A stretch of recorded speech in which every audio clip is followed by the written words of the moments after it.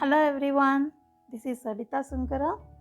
So, in our previous video, we learned how to design generic ETL framework so that can process multiple files dynamically without changing the code. But processing the file is only one part of the ETL process. What if the incoming file contains duplicate records? So, what if mandatory columns are missing? What if the data format is invalid or business rules are violated? So, if we load such data directly into production, it can lead to incorrect reports, dashboard failures, and serious business issues. So, that's why today's SQL interview question is, how would you design generic data validation framework in SQL Server? So, this one also most commonly asked interview question in the for senior developers or ETL developers and data engineers with 10 to 15 years of experience. So the interviewer is not checking whether you know how to write a few validation queries. They are checking whether you can build a reusable, scalable, and configuration driven validation framework that works for any file without changing the code. Let's see how it's designed in a real production environment. Imagine you are working on a banking project. Every day, millions of customers, account transactions, and loan records arrive from different source systems. So, before loading this data into the production database, it must be validated. If invalid data reaches production, it can cause serious business problems. So, for example, reports may show incorrect figures, or dashboards may display wrong KPIs, or downstream applications can fail, or duplicate records may affect financial calculations, and missing mandatory fields can lead to application errors. Ultimately, the business loses trust in the data.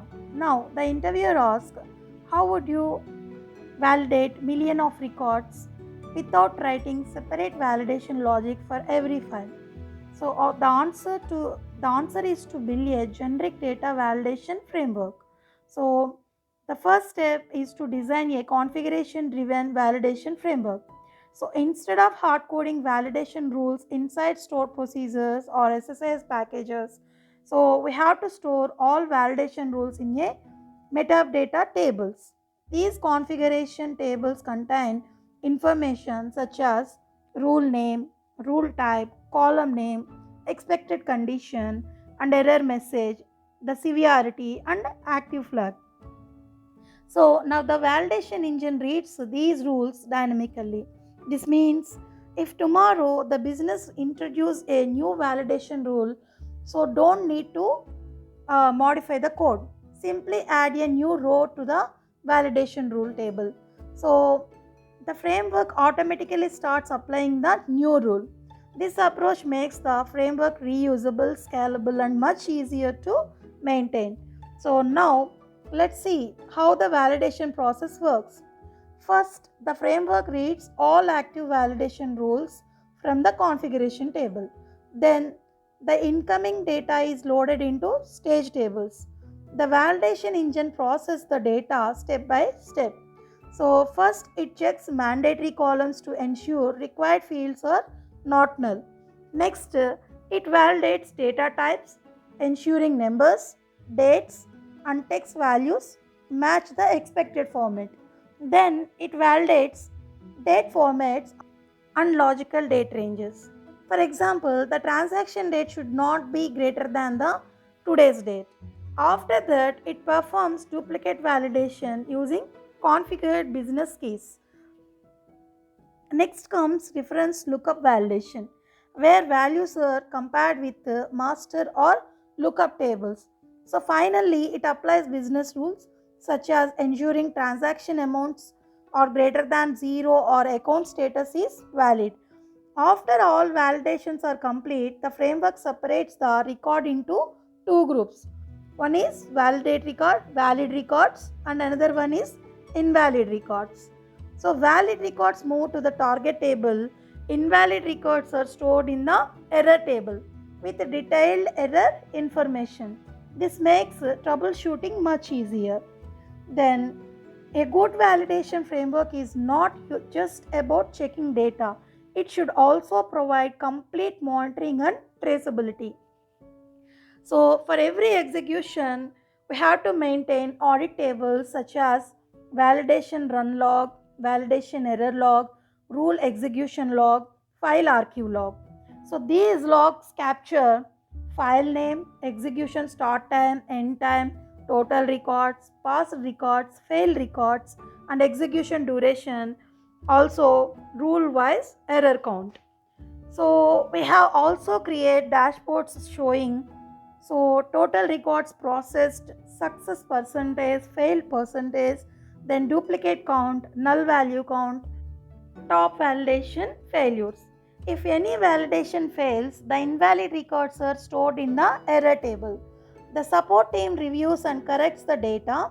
Then once corrected, the same framework reprocesses only the failed records instead of processing the entire file again. So this reduces processing time and improves operational efficiency. The framework can also send automatic email notifications or alerts whenever the failure percentage crosses a configured threshold. So now let's answer the exactly as we would in an interview. If the interviewer asks, how would you design a generic data validation framework? So we have to answer like, instead of writing validation logic separately for every table or file, I would be I would build a configuration driven validation framework. So all validation rules such as mandatory checks, data type validation, duplicate checks, lookup validation, and business rules would be stored in metadata tables. So, a generic validation engine would dynamically read these rules and execute them again as stage tables. So, valid records would be loaded into target tables while failed records would be stored in a error table with detailed error messages. So, every execution would be logged in audit tables for complete traceability and dashboards would provide validation statistics. So, failed records could be corrected and reprocessed using the same framework without changing the code. This approach improves data quality, reduces development effort, supports new validation rules through configuration, and provides a scalable, reusable solution for enterprise ETL system. Notice something important. I did not say simply I will validate the data before loading it. Instead, I have explained everything like how validation rules are configured, how the validation engine works, how data is processed, and how errors are captured, and how audit logs and dashboards are maintained, how failed records are reprocessed, how the framework scales without code changes. That's exactly the level of thinking interviewers expect from a senior SQL developers or ETL leads or data engineers with 10 to 15 years of production experience. So, a generic data validation framework is much more than a collection of SQL checks.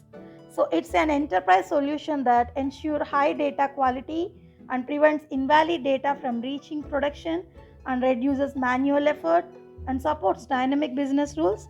So, provides complete auditability and enables fast reprocessing of failed records. So, scales easily as new files and validation rules are introduced. That's why almost every large enterprise ETL solution uses some form of a configuration driven validation framework. So, thanks for watching. Follow for more advanced SQL interview questions with real world production scenarios. Thank you.